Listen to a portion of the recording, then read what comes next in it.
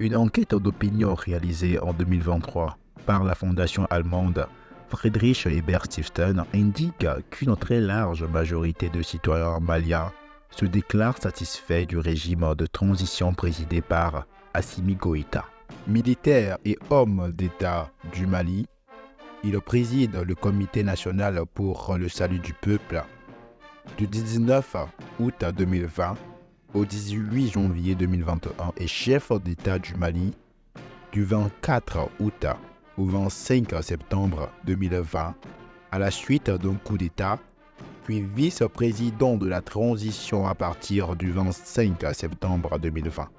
Étant demeuré l'homme fort du pays, il reprend officiellement la tête du Mali en mai 2021 à la suite d'un nouveau putsch.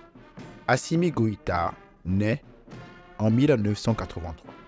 Fils d'un officier des forces armées maliennes, il est formé dans les académies militaires du Mali et fréquente notamment le Prytanée militaire de Kati et l'école militaire interarmes de Koulikoro.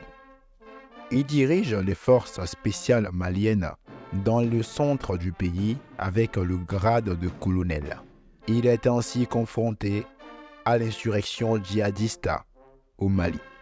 Le 24 mai 2021, peu après l'annonce d'un second gouvernement conduit par Mokhtar Ouane, se caractérisant par la mise à l'écart de deux membres de l'ex-CNSP, Banda, le Premier ministre et le ministre de la Défense sont interpellés puis conduits sous escorte militaire à Kati. Le lendemain, le colonel Assimi Goïta annonce avoir démis de leurs prérogatives le président et le premier ministre qu'il accuse de sabotage de la transition, le reprochant d'avoir formé un nouveau gouvernement sans se concerter avec lui, alors que la charte de la transition lui confère un droit de regard sur le choix du ministre de la Défense et celui de la Sécurité, anciennement occupé par ses alliés Camara et Koné. Avec ce coup d'État et jusqu'à nouvel ordre, Assimi Goïta devient président de la transition par intérim. Le 28 mai, constatant la vacance à la présidence, la Cour constitutionnelle le déclare président de la transition par succession constitutionnelle jusqu'au terme de la période transitoire. Rapidement, il tend la main à l'Union nationale des travailleurs du Mali qui organise des grèves.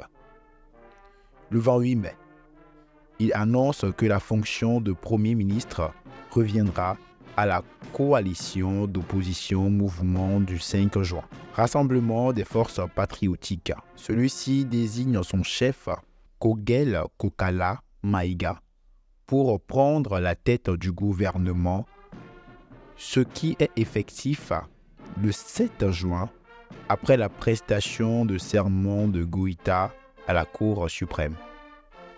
En juillet 2021, deux personnes tentent de poignarder Assimi Goïta à la grande mosquée de Bamako durant l'Aïd al-Adha.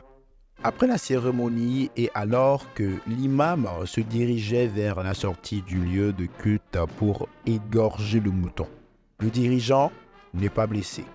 En décembre 2021, à l'issue des Assises nationales pour la refondation, qui propose de prolonger la transition de 6 mois à 5 ans pour mener des réformes politiques, Assimi Goïta annonce qu'il souhaite prolonger de 5 ans la transition. Il suggère ainsi de tenir le référendum constitutionnel en janvier 2024, les élections législatives et sénatoriales en novembre 2025 et une élection présidentielle en décembre 2026. Cette proposition est discutée lors du sommet extraordinaire de la CEDEAO du 9 janvier suivant. À l'issue de celui-ci, l'organisation, qui rejette également une proposition d'une transition de 4 ans, décide de la fermeture des frontières avec le Mali, le rappel des ambassadeurs et un blocus économique. Le 21 février, la charte de la transition est effectivement amendée pour prolonger la durée de la transition pour une durée indéterminée maximale de 5 ans. Par ailleurs, Assimi Goïta est inéligible à la prochaine présidentielle, sauf s'il démissionne de ses fonctions. Enfin, le président du CNT devient le successeur constitutionnel du président de la transition.